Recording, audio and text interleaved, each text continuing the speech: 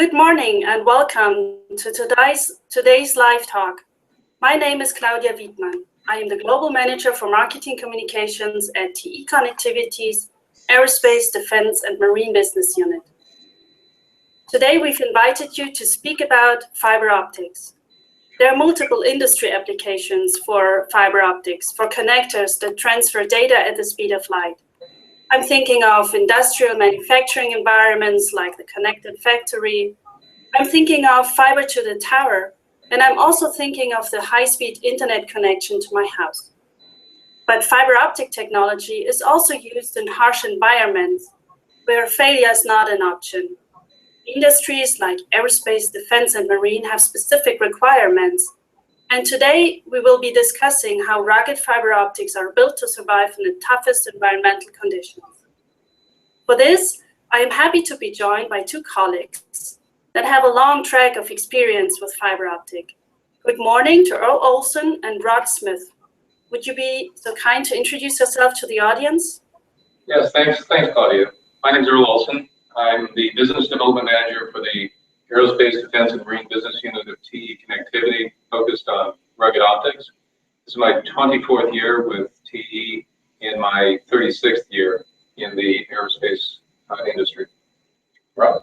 Thanks, Earle. Yes, my name is Rod Smith. I am the Global Product Manager for TE under the Aerospace, Defense, and Marine Business segment. I am responsible for all fiber optic interconnect technologies globally for our group. I have been with the company for 15 years and have spent time both in what I would call data communications applications, telco, high performance computing, and also within the last 3 years is focusing my efforts in the aerospace defense and the ruggedized market space. Thank you both. I'm really glad you're here.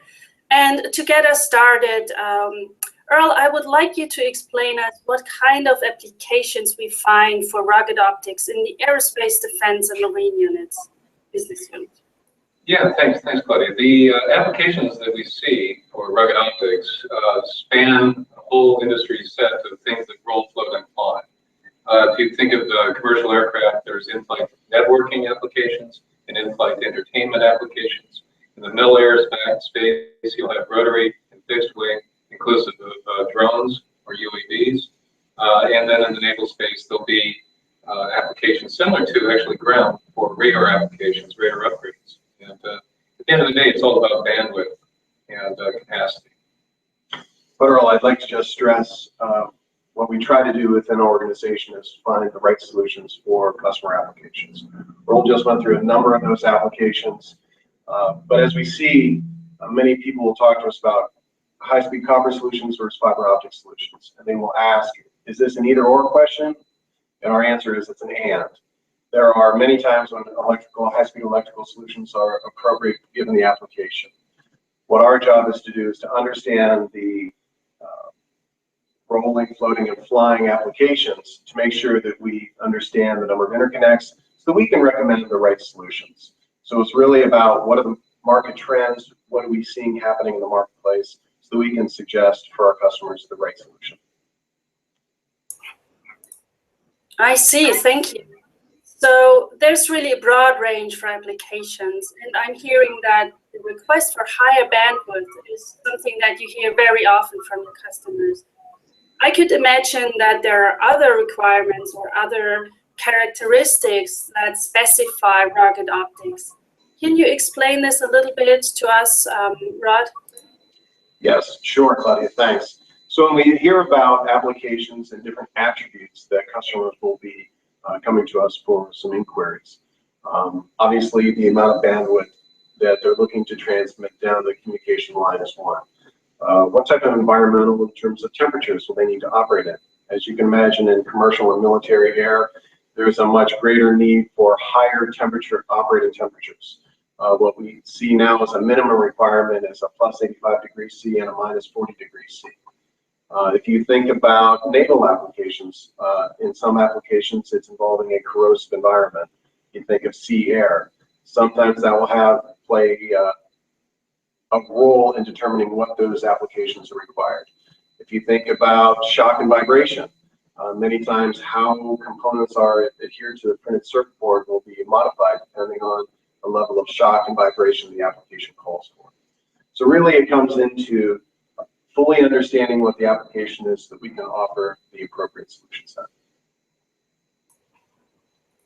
Yeah, that makes sense. And from those examples that we've heard, can you say there's one specific trend in rugged optics, Earle? Yeah. One of the things that we hear constantly is the drumbeat of SWaP-C, which is size, weight, and power and cost down without the compromise of the performance. So the bandwidth and the overall performance of the optic solution set cannot be compromised. And it's also about the utility and being able to use optics and employ optics with good confidence. There is some old myths, if you will, that fiber is fragile and it's hard to work with, and it's actually the inverse. Actually, optics can be very, very impervious to noise. So those kinds of trends and demands within the road space.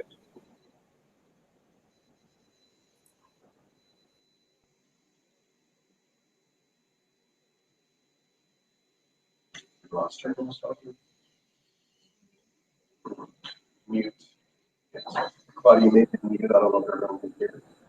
Size, weight, and power is one term that you mentioned, and this is characteristic for the industry. And you mentioned a long list of attributes before, Rod, and you discussed about different temperature rating, about vibration and shock and dust and dirt. And I see you brought some product samples with you. So I would like us to get more practical, and maybe you can share some and show some examples and explain some characteristics or main criteria of those. Absolutely, Claudia. So to frame our discussion, we have some samples behind us that we'll bring closer to the camera so everyone can see what we're talking about. But to frame the discussion, I like to start at a given point. And many of the applications we work with are both inside a box at the board level and then move to the outside world. So really what happens, and when we start looking at this, one point I'd like to make before we start into the product is to really understand the link budget. And once we can work with our customers to understand link budget, I think that helps us understand the number of interconnects that are going to be happening to help us drive the applications as well as the performance. So why don't we start with some products that are inside the box. Some that are on the listening to this may be familiar with our the VPX open architecture. TE fully supports the VITA, the VPX Industry Trade Association. So many things we're seeing inside the box are starting, if you see here by one example, hopefully everyone can see this, is a small printed circuit board that has some board-to-board interconnects that we are known as the VITA 66 product. So typically what you have is you would have some type of optical transceiver that we mounted on the printed circuit board, and then we're showing here with ribbon fiber transmitting through the optical connector. All of this is based on some emerging trends that we're seeing here involving the MT ferrule. This is the mechanical transfer is what MT stands for. And as you can see, there's a number of applications that will drive the number of ferrules inside these optical interconnects. So that's one product example that we are currently seeing really evolving into this ruggedized space. The other application is how do we get, I mentioned on the transceivers or the light source, how do we get that fiber optic signal from the transceiver to the connector itself? And here's just one example. Obviously we can use standard cable, but this is what we term as optical flex circuit. This is almost like, for those of you that lay out printed circuit cards with copper traces, this is the exact same process that we can do with fiber optic, both multi-mode and single mode, up to 3 to 6 layers thick of fiber optics. There are processes we need to follow, but when you think about transmitting the light from a transceiver to a connector that's inside the board, this is one example that we've been seeing quite a bit of trends because, as we all know, everything's getting smaller and needs to be lighter. Earle, do you want to talk about some other products? Yeah, within rugged optics, there are, if you don't mind, I'll take our little graphic here and spin it. I talked a little bit earlier about utility, and there are applications where it will require an interface that is easy to clean, easy to tell if it's dirty, and then consequently clean it. And within that, that's referred to in the industry as expanded beam fiber optics, or lens fiber optics. Different types of lenses. We employ ball lenses, there's aspheric lenses, there's rod lenses. But in this case, I'm going to show you the field tactical interface. This is actually per a new mil spec 83526 slant 20 for the plug and slant 21 for the receptacle. But if you can see this, Claudia, just let me know if that's clear. You can see the 4 ball lenses on that, hopefully. And so that's a field tactical. This interface actually is used in battlefield communications applications, naval ship-to-shore applications, and in in-flight entertainment applications for data downloaders for content in the in-flight entertainment equipment. In addition to that, then, within the commercial aviation standard, there's an ARINC Industries Trade Association that deals in the specification of product and assurance of the right product being applied from an industry standardization effort. This is a lensed interface, but before we get to that, let's talk first about the physical contact ARINC 801. And Ron, do you want to talk about that? Sure. So one interconnect technology that has grown and is readily used today in commercial avionics, and we're seeing this in other military applications, is the industry standard known as ARINC 801. And here is an example of what an ARINC 801 contact would look like. Hopefully you can see that, Claudia. It is a single contact for, and Earle mentioned physical contact, so the actual ferrules where the end face is polished will come into contact with another mating ferrule. So it'd be mating in the same connector on the other side. And this contact itself would be inserted into any typical military grade connector. It could be a 38999 Series 3 product, which Earle thanks very much. Here's an example of a 1102 version, size 11 with 2 fibers, both on the plug and receptacle side.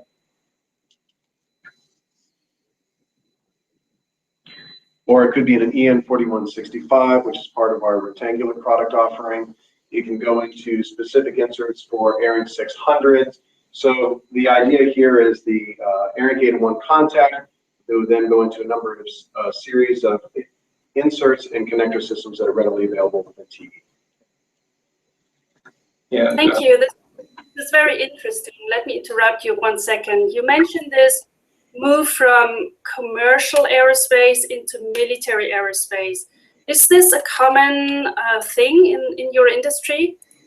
Well, we're seeing it's all driven by the applications and what is the requirement. So the ARINC 801, for example, has been readily accepted within the commercial airframe manufacturers in the commercial aerospace. And now we're seeing that trickle into military air for high bandwidth optical communications, for surveillance, reconnaissance type activities where there's a lot of imaging, a lot of storage that's being required. So yes, we do see that happening more frequently. Yeah, in fact, if I could just illustrate that a little bit more. Within the mil aerospace industry and the com air space, we see people witnessing the fact that they can tap into perhaps a higher volume solution set, and at the same time get a product that's going to work for their application, like Rod said. So you're seeing it in helicopters, pods that are mounted to fixed wing and rotor applications.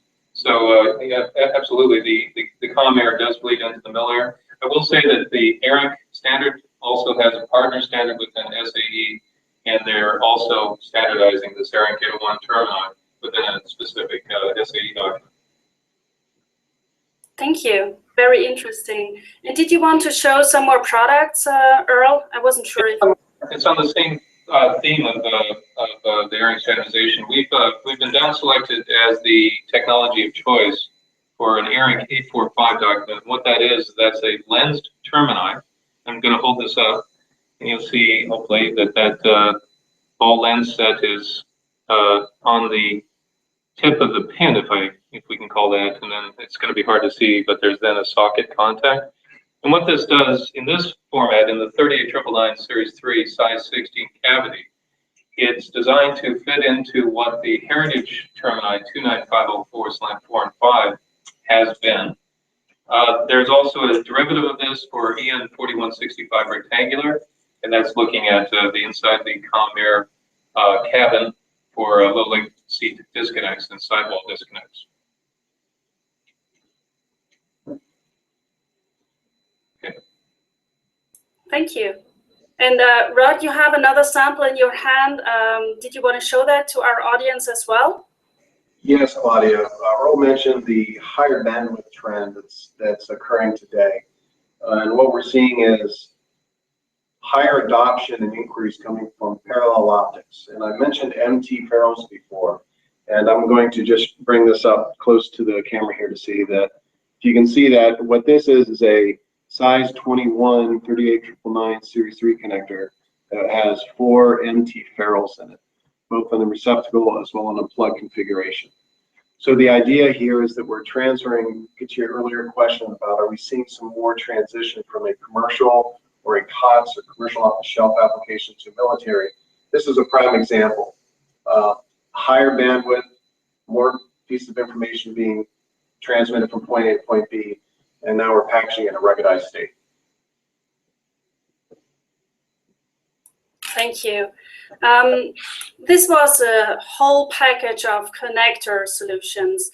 Now I'd be interested to hear and learn what kind of cable solutions you see in use. Can you give us some examples for that as well?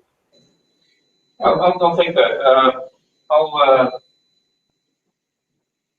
play off of Rod's last topic, which is in this case, it's a lensed MT solution. But in order to use, let's say, 24 fibers, what we've innovated is a bulk fiber tube that leaves the fibers individual, but then we ribbonize it right at the MT phase.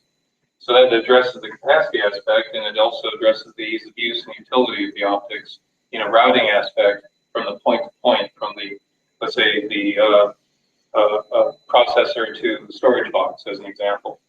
So it keeps the optics safe, protects them, and also gives you the 360 degrees worth of freedom and flexibility, versus having a ribbon that is only good to one motion or the other. Right? I think if anyone's actually had to manage ribbon fiber inside a box or an LRU, you understand exactly what we're saying, which is ribbon fiber is good for certain applications, but when we have a complex array of fiber, it can become difficult. Why this loose tube construction has been very beneficial for us. And then from the tactical environment or a factory floor, as an example, we'll have a mil tactical cable, many times governed underneath M85045. And what that is it's a 5 to 5.5 and 5.8 millimeter outer diameter, but it's meant to suffer things running over it, like a tank, and turning on it. So a very robust set of cable types. There's also naval grade with water blocking. So some of these terms are very, very familiar from a copper cable aspect. And then just to finish the loop here, you notice that this is purple. This is the aerospace standard color for airborne fiber. And this one, as far as the environment is concerned, not only on the thermal and let's say humidity temp cycle, it also has to be abrasion resistant, and also has to pass the smoke FAR 25 smoke and toxicity. Each manufacturer from an aircraft level has their own toxicity and smoke parts per million requirement. But in today's rugged market, there's a wealth of types of products that come to the application need, and the application need itself will define which one we use. You want to talk about that side? Well, so I brought this up earlier, Claudia, but when we talk about cabling solutions, here's another example of an optical flex circuit. Again, the trend being more information, higher bandwidth, pushing more information down the existing infrastructure. We see and as LRUs are becoming smaller and smaller, routing fiber inside a box is becoming more complex. And that's where this optical flex circuit is a viable solution for managing fiber optic transport means or fiber inside a box. Again, as I mentioned earlier, this is multi-mode and single mode. It takes buffered fiber and will lay it within micron tolerance. And now we are getting into actually various forms of jacketing materials, depending on liquid cooling applications, depending on the proximity to other fluids within an application. That is where we're seeing a lot of development activities kicking off. Thank you. So I think you responded already to my next question, and that would have been what the next step is in development of rugged optics. I think, Rod, you explained it very nicely with your last example. And I also understand that with the connectors on one side and the cables on the other side, you really bring this complete solution to your customers. And this is what you mentioned earlier. You want to provide the complete solution and not just a component. So thank you for these explanations. It was great to see the products, and you really brought them nicely to everybody. And yeah, so I see we have some questions from the audience. Let's see. This is probably one for you, Earle. When do you think that fiber will take over for copper? Can you respond to that? That's my favorite question. Never. They coexist. You have to have a clean eye opening. The signal has to be transmitting properly. So at one point or another, it's going to converge, as Rod said, at the beginning of the transmission line from copper to the digital path of optics and down the line, and then convert back down into the receiver. Okay, and perhaps within the system itself, you'll have a fiber to the first row of the seats in an in-flight entertainment system. Then the rest will go within that seat group as a high-speed copper path. So you can see that it really is never. It's as the solutions come up, they combine to create a utilitarian approach. Yeah, Claudia, if I could just add to that, we listed a series of attributes, and it really comes down to the weight and importance given a customer's application of what those attributes offer.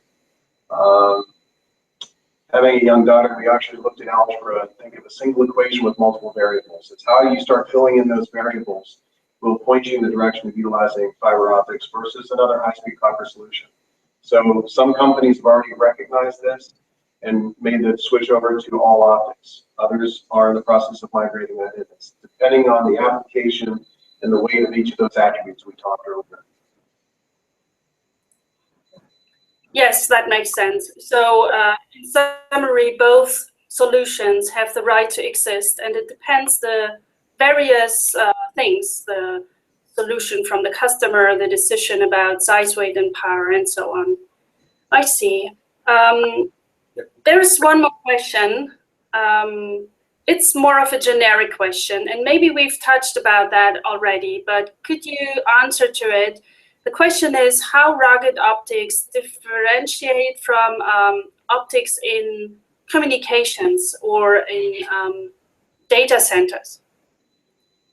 So we're seeing that line between, let's call it datacom or computer comm, as some folks refer to that market segment, and our aerospace market is getting very blurry. We're seeing more and more entrants into the market space where companies and application engineers are incorporating more commercial off-the-shelf products. What we're seeing is, depending on the application, some of the products, for example, if you think about a processing center on the bottom of a may not have here in a space application or in a military application. So we're starting to see that line get very blurry. That's what the active on the passive side. We're seeing many of the passive interconnects. Typical LC, very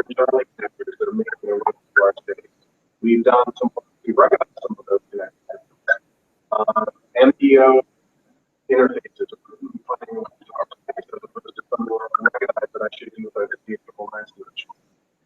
So we're seeing more acceptance for designers to incorporate the concept for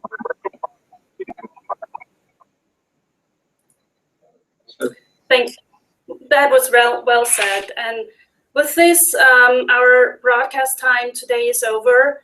I really want to thank you both for your time, for your explanation, bringing these interesting examples to this discussion. And for our engineers listening, thank you as well for your time and interest. You can get in contact with our experts. You can join Earle in his LinkedIn profile, or you can go to te.com/ruggedoptics for more information. And before I close, I would like to invite you to our next experts talk, actually next week on April 6th. We will be live from Aircraft Interiors Exhibition in Hamburg, and we will be speaking about innovative interconnect solutions for the IFE market and cabin interior. So I really hope to see you there. Thanks and goodbye for now. Goodbye, Earle and Rudd. Thank you.